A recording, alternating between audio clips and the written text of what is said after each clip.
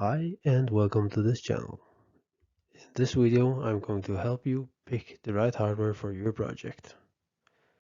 This is pros and cons for nails.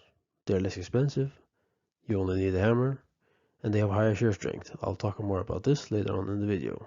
The cons: they have lower holding power because they're only held in by friction, and they can pop back up over time due to expansion and contraction of the wood. This is the pros and cons for screws. They have higher holding power because they're held in by the threads. They're easy to use, and there's less impacts on your wrist because you're not using a hammer. The cons: they're more expensive, they have lower shear strength, and most of the time there's electric drill needed. As I mentioned before, the nails have less grip than a screw. This is because they're only held in by friction between the wood and the nail. And the screw has more holding power because there are threads pulling the screw into the wood. Now I'm going to show you how much more a nail can bend before it breaks than a screw. To start off with, I'm going to show you the screw. As you can see, the screw breaks off after just a couple of hits. Here we have a nail. I bent it multiple times and it wasn't even close to breaking.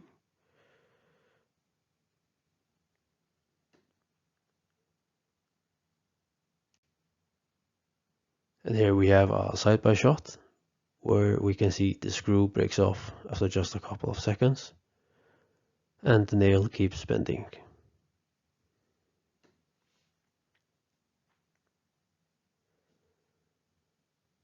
And here we have a shot of them afterwards, and as you can see, the nail is just bent, but the screw broke clean off.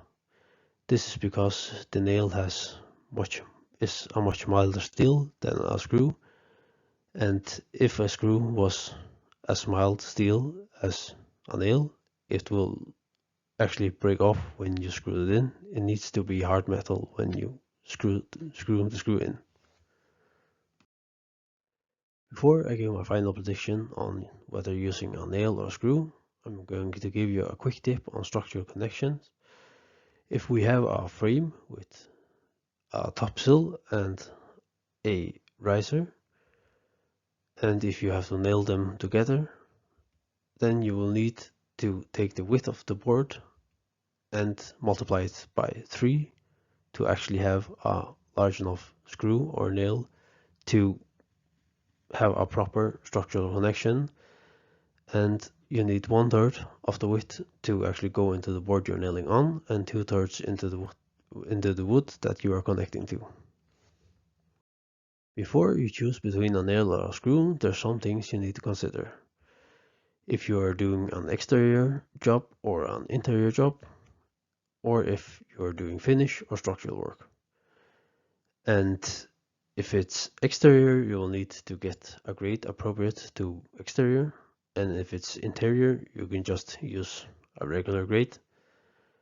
And then you have the finish or structure. And as I mentioned earlier, the structural part, you'll need, for the most structural connections, you'll need very long nails or screws, and that's why I prefer screws to all of my structural connections. And when I do finish products, I will use nails because their head are way smaller than a screw head. So my choice is screws for the structural and nails for the finish. And I also like to do cladding with stainless steel nails. But if you have a nail gun and you're doing sheeting, for example, then it would be much faster to have a nail gun and nail them into place. Thank you for watching. Please like and subscribe if you enjoyed this video.